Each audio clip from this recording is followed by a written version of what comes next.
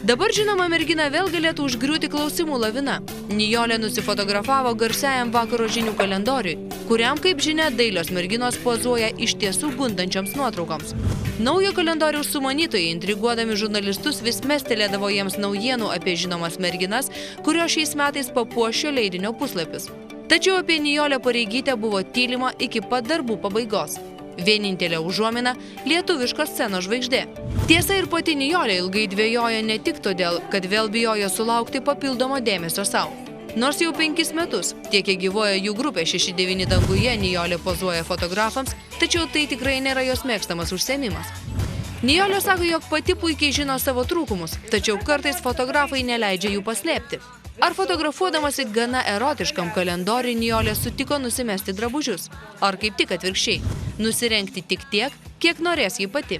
Prieš einant į tokią fotosesiją, tu negali eiti šiaip, tik tai galvojant, kad čia nusifotografuosiu kalendorių ir ten tikrai manęs neišrengs.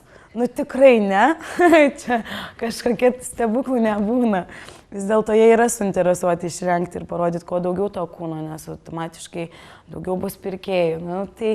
Bet vėlgi sakau, su manim net nebuvo tokios kalbos, kad nusimesti ir kažką čia labai rodyti. Kodėl tu esi tokia savikritiška savo? Todėl, kad tokia esu. Todėl, kad taip yra. Nežinau, kiekvienas žmogus turi savo stipriasios pusės ir, sakykime, mano stiprioji pusė tikrai nėra grožis, tikrai nėra kažkoks tai išoriniai duomenys ar ten kažkas tai. Aš manau, kad mano stiprybė yra mano atviras, nuoširdus būdas ir aš tikrai niekada prieš nieką nevaidinau ir visą laiką sakiau taip, kaip man atrodo. Fotosesijoje Nijolė sako praleidusi visą dieną, o jos idėja merginai labai patiko.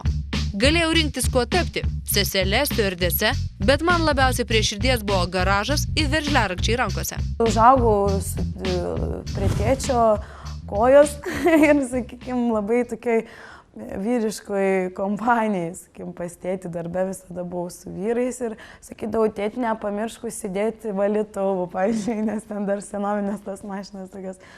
O šiaip man būdavo mieliau, sakykime, įkalti kokią vinį, negu nulupti nuskustas bulves.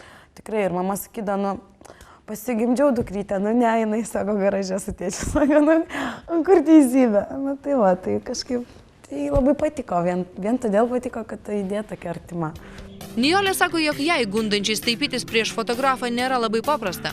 Tačiau Raimondą Džigauską jį pažįsta jau seniai ir nekartą yra pozavusi būtent jam. Tik todėl jai viskas sekėsi kur kas lengviau. Tokiems žmonėms tikrai gali atsipalaiduoti, prie tokių žmonių gali iš tikrųjų paklusti.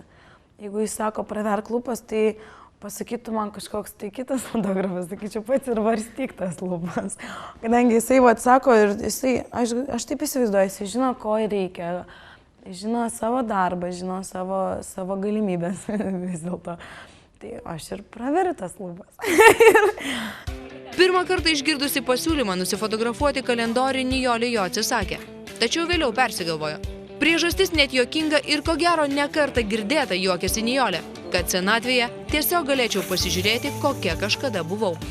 Tau ši fotosesija, tiesiog šiaip tavo įvaizdžiai dabar padės ar pakenks? Ar tai bus neutralus dalykas? Aš manau, kad nei padės, nei be pakenks. Tikrai labiau pakenkti, negu yra pakenkta.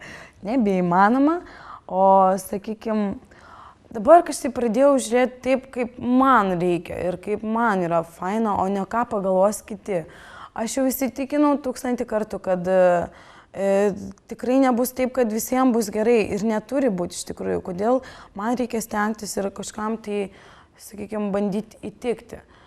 Jeigu tu esi žmogus toks, koks tu esi, tai manęs tikrai nieks nebepakeis, nes aš nenoriu keistis ir aš nenoriu būti vaidmainė ar kažkokia ten būti nesavim. Aš noriu būti savo kailį, aš noriu daryti tai, ką aš noriu elgtis taip, kaip aš noriu, bet aišku, vėlgi kartais galbūt geriau pristabdyti arklį, sakykime.